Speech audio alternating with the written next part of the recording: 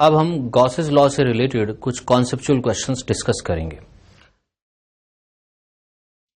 Suppose एक cube के centre पे पॉइंट चार्ज रखा हुआ है। ये बहुत ही कॉमन क्वेश्चन है।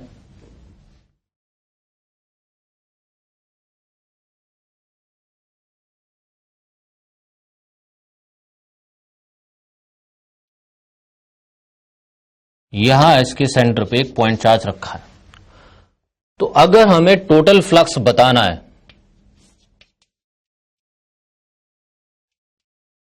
Total flux through the cube by epsilon not, क्योंकि एक ही चार्ज उसने एनक्लोज किया है, वो है क्यूब।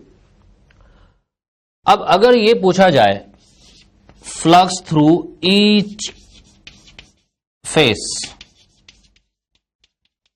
हमें ये फाइंड करना है। क्यूब के सभी सरफेसेस, 6 फेसेस होते हैं, टोटल फ्लक्स हमारे पास है 6 फेसेस का, और हम फाइंड करना चाहते हैं एक फेस का। एक्चुअली इसमें हम सिमेट्री यूज करेंगे। आप जिस रूम में बैठे हो, इस रूम को अगर आप क्यूब इमेजिन कर लो, ये क्यूब है, और इमेजिन करो उसके सेंटर पे ये चार्ज रखा हुआ है, तो फ्लक्स तो basically E dot DS integration होता है। अब यहां सेंटर से, क्यूब के सेंटर से, रूम के सेंटर से इलेक्ट्रिक फील्ड लाइंस ऐसे आएंगी, यहां से पास होगी, कोई ऐसे जाएगी, यहां से कोई ऐसे जाएगी, डिफरेंट एंगल्स पे। लेकिन जिस तरह का फील्ड का वेरिएशन इस वॉल पे हो रहा है, मतलब जैसे यहां पे डिस्टेंसेस बदल रहे हैं सेंटर ऑफ द क्यूब से, बिल्कुल वैसा ही वेरिएशन सामने वाली वॉल पे होगा, क्योंकि क्यूब है और ये चार्ज रखा हुआ इसके सेंटर पे। तो आप यहां समझ सकते हैं, जैसे इस वॉल के लिए फील्ड का वेरिएशन है हर पॉइंट पे, बिल्कुल वैसा ही वेरिएशन आपको सामने वाली वॉल पे मिलेगा। And not only variation in values, in direction also. ये जो एंगल्स बनेंगे यहां नॉर्मल से, ये भी सिमिलर बनेंगे। जिस तरह का फील्ड पैटर्न इस दीवार से पास हो रहा है, ऐसे चारों तरफ को फील्ड लाइंस, वैसा ही फील्ड पैटर्न सामने वाली वॉल से पास हो रहा है। तो without calculation at least we can say that the flux passing through this wall is equal to the flux passing through the opposite wall. And similarly, क्योंकि इस सेंटर पे रखा है चार्ज, उतने ही जितना डिस्टेंस इस वॉल से, उसका उतना ही डिस्टेंस टॉप सरफेस से, एकदम इक्वल। तो जो फील्ड पैटर्न टॉप सरफेस से पास हो रहा है, वो भी बिल्कुल ऐसा ही होगा जैसा इस वॉल से या इस वॉल से। तो हर एक वॉल के लिए सिमेट्री है इसमें, क्योंकि क्यूब है और क्यूब के सेंटर पे चार्ज रखा हुआ है। इस वाली वॉल से भी, इस वाली वॉल से भी, टॉप से, बॉटम से, इस वॉल से, इस वॉल से, सबसे फ्लक्स इक्वल पास हो रहा है। तो हम ये कह सकते हैं, if flux passing through each face is φ1, तो φ1 फ्लक्स ये, φ1 फ्लक्स ये, φ1 फ्लक्स ये, φ1 फ्लक्स ये, हर एक सरफेस का फ्लक्स φ1 है। There are total 6 surfaces, therefore we can write total flux is equal to 6 φ1. It is only due to symmetry, क्योंकि point charge centre of cube पे रखा है और क्यूब का हर फेस इस सेंटर से इक्वल डिस्टेंस पे है। सिमेट्रिकली फील्ड का पैटर्न जैसा इस सरफेस से पास हो रहा है, बिल्कुल वैसा ही पैटर्न इधर बन रहा है। तो हम यहां से φ1 लिख सकते हैं, फाई टोटल डिवाइडेड बाय 6, और फाई टोटल हमारे पास है q by epsilon naught, therefore it is q by 6 epsilon naught. This is the flux passing through each face. अगर मैं इस चार्ज को सेंटर से शिफ्ट कर दूं, फॉर एग्जांपल यहां मिड से इधर खिसका दूं, लेकिन हाइट वही रहे, इसकी पोजीशन वही, सिर्फ ऐसे शिफ्ट हुआ है, यानी कुछ ऐसे। अगर आप ये क्यूब को देखें, पहले वो सेंटर पे था, अब उसको इधर ले आए हम, लेकिन ये जो 4 वॉल्स हैं, टॉप, बॉटम, दीज 2 वॉल्स, इनसे वो इक्वली प्लेस्ड है। तो अब जो फ्लक्स का पैटर्न यहां वाली वॉल से है, वैसा सामने वाली वॉल से नहीं होगा, क्योंकि उसके डिस्टेंसेस बदल गए। तो ये फ्लक्स इधर वॉल से और इधर वॉल से ये डिफरेंट होगा। Suppose it is φ1 and it is φ2। लेकिन जो फ्लक्स टॉप वाली वॉल से, जैसा पैटर्न ऊपर पास होगा, बिल्कुल वैसा ही नीचे, वैसे ही इधर वाली वॉल से, वैसे ही इधर वाली से। तो अगर टॉप वाली वॉल से फ्लक्स पास हो रहा है φ3। मैं फिर इसको रिपीट कर दूं कॉन्सेप्ट को। हमने पॉइंट चार्ज को इस वॉल की तरफ खिसका दिया, बाकी डिस्टेंसेस नहीं बदले, यानी ये टॉप वॉल से बॉटम वॉल से इसके डिस्टेंसेस बराबर हैं और ये जो साइड वॉल्स हैं इनसे बराबर है। अब जैसे फील्ड लाइंस इन उस टॉप वॉल से पास होंगी, टॉप सरफेस से, वैसी फील्ड लाइंस बॉटम सरफेस से पास होंगी, वैसी फील्ड लाइंस इधर वाली वॉल से पास होंगी, वैसी फील्ड लाइंस इधर वाली वॉल से। तो ये चार सरफेसेस जो हैं, top, bottom, front and back, इन चारों सरफेसेस का फ्लक्स बिल्कुल एक जैसा होगा, but the flux of this surface and flux of the opposite wall, these will be different. तो हम अब कह सकते हैं कि phi total is equal to φ1 plus φ2 plus what, क्या होना चाहिए और यहां पे φ3, या यस इट इज 4φ3। क्यों? क्योंकि ये चार सरफेसेस का फ्लक्स है और हमने φ3 लिया एक सरफेस का। तो ये हो गया टोटल फ्लक्स, और टोटल फ्लक्स हमें पता है Q enclose by epsilon not. Still the total flux remains Q bye epsilon not, क्योंकि चार्ज एनक्लोज्ड Q है, लेकिन अब की बार इक्वली डिस्ट्रीब्यूट नहीं हुआ। तो ऐसे कॉन्सेप्चुअल क्वेश्चंस खूब बनते हैं, आते भी हैं ये क्वेश्चंस। आपको सिमेट्री यूज करनी है, सिमेट्रिक जो सरफेसेस हैं उनका फ्लक्स इक्वल होगा, उसको एक नाम दे दो और उसके अकॉर्डिंग टोटल फ्लक्स लिख दो। ये अनइक्वल है दोनों सरफेसेस के फ्लक्स, इसलिए उनको मैंने φ1 φ2 लिखे। फॉर एग्जांपल आपको φ1 या φ2 दिया हो, या इनमें से कोई दो दे सकते हैं, तीसरा पूछ सकते हैं, कैसा भी क्वेश्चन बन सकता है। एक और मैं एग्जांपल लूंगा। सपोज एक सिलेंडर है,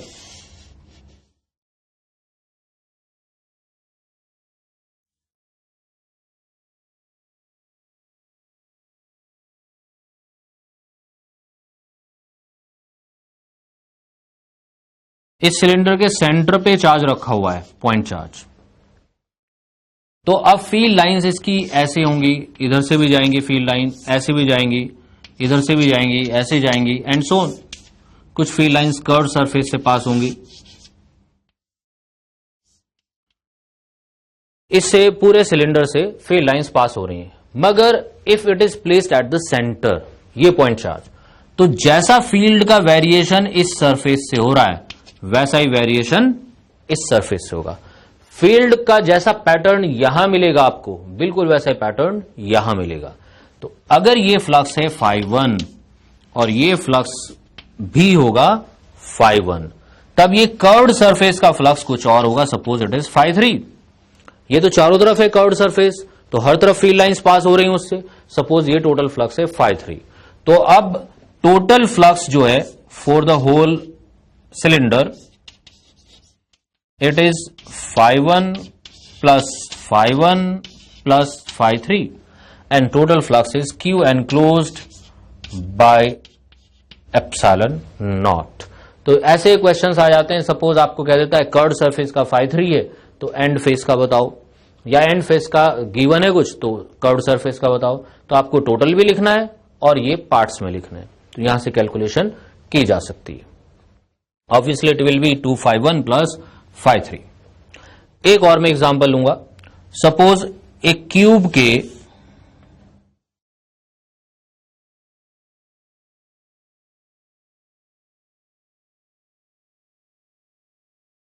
सरफेस पे किसी एक फेस के सेंटर पे चार्ज रखा हुआ है,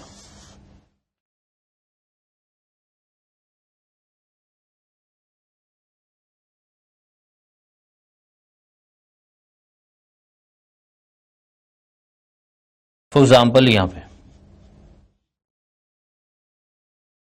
charge is placed, point charge is placed at the centre of one face of the cube, then we have to find the flux through different surfaces and total flux also. अब देखो total flux की अगर हम बात करें, जब एक surface में हम पॉइंट चार्ज को रखेंगे तो जो फ्लक्स के क्वेश्चंस होते हैं, पहली बात तो आपको पॉइंट चार्ज को एज्यूम करना है एक स्मॉल स्फीयर। जैसे आप सॉलिड स्टेट इन केमिस्ट्री में पढ़ते हैं कि पॉइंट जो एटम्स का कंट्रीब्यूशन होता है, तो अगर सरफेस पे रखा है आधा एटम अंदर होगा आधा बाहर होगा. It is just like that. आप पॉइंट चार्ज को एक स्मॉल स्फीयर एज्यूम करोगे. If it is small sphere then what is the charge enclosed by the cube? Only q/2 portion will be inside. आधा चार्ज अंदर होगा आधा बाहर. किसी को अगर प्रॉब्लम है तो समझ लो कि इस दीवार में यहां पे एक बॉल फंसी हुई है, तो आधी बॉल अंदर होगी आधी बाहर होगी क्यूब के. तो वही है ये q enclosed will be only q/2. Then you can write the total flux.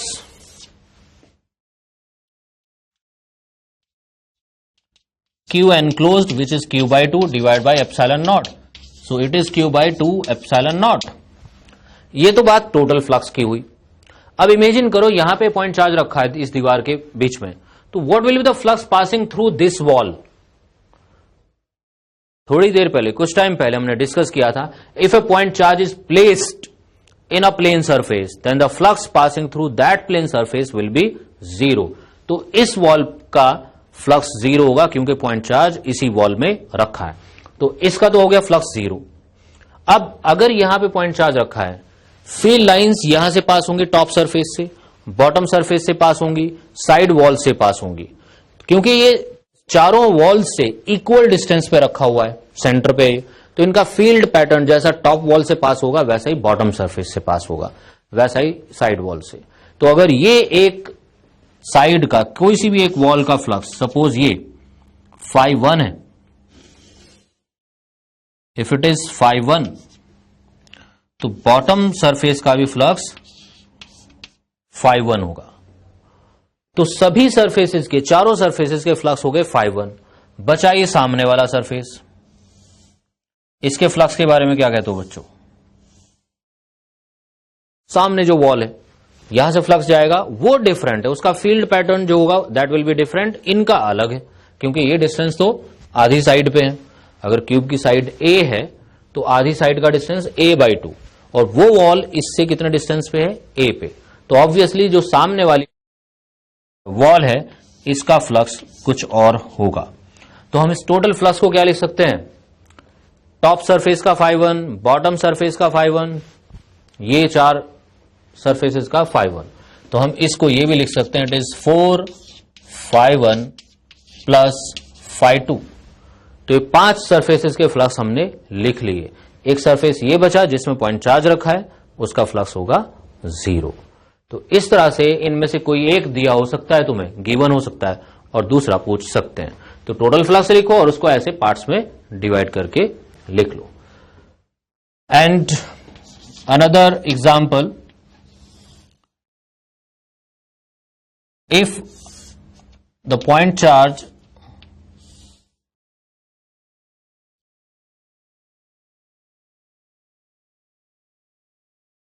is placed at one corner of the cube, cube के कॉर्नर पे, तो फाइ टोटल कितना होगा? कितना चार्ज एनक्लोज्ड है?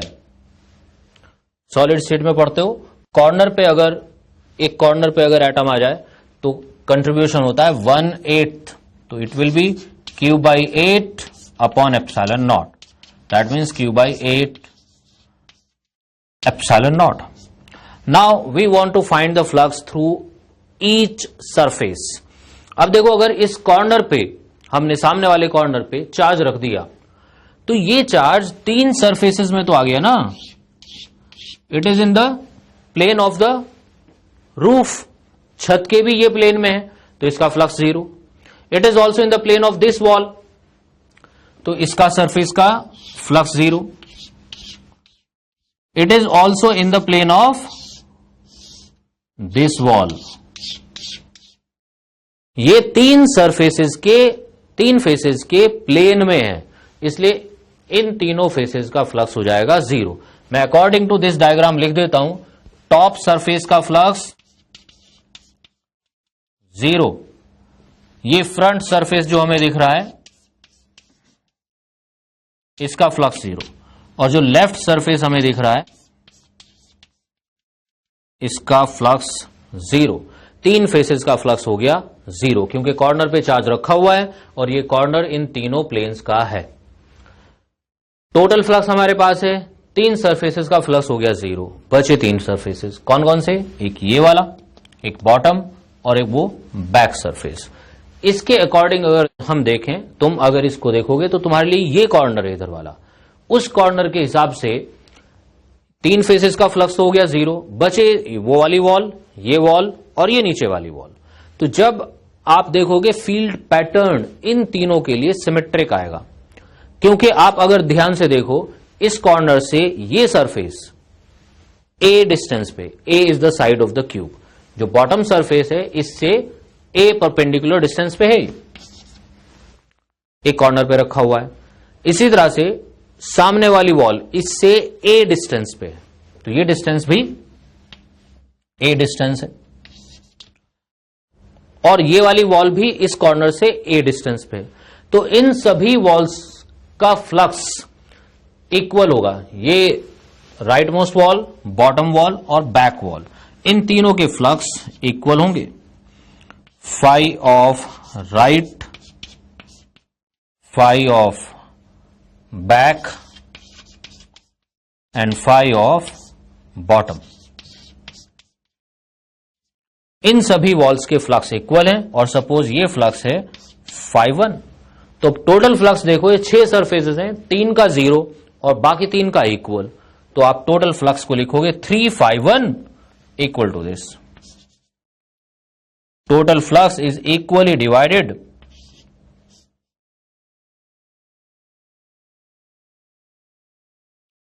total flux is equally divided in the 3 surfaces.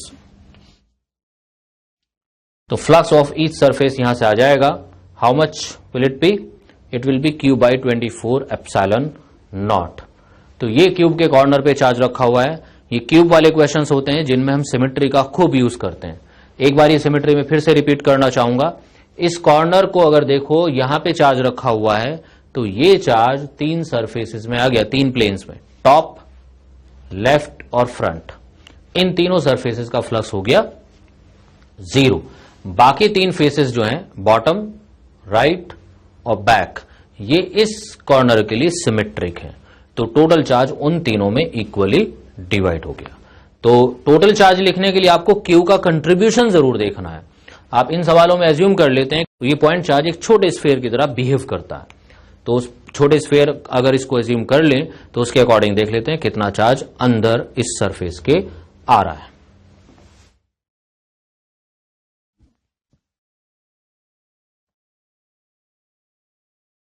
ये थे कुछ कॉन्सेप्चुअल क्वेश्चंस जो गॉसेस लॉ के ऊपर बेस्ड होते हैं। एक्चुअली इसमें फ्लक्स फाइंड करने को आता है, और फ्लक्स हम डायरेक्ट इलेक्ट्रिक फील्ड से नहीं बल्कि गॉसेस लॉ से फाइंड करेंगे।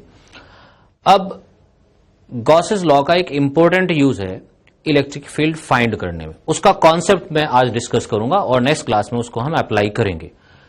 यह है फाइंडिंग इलेक्ट्रिक फील्ड यूजिंग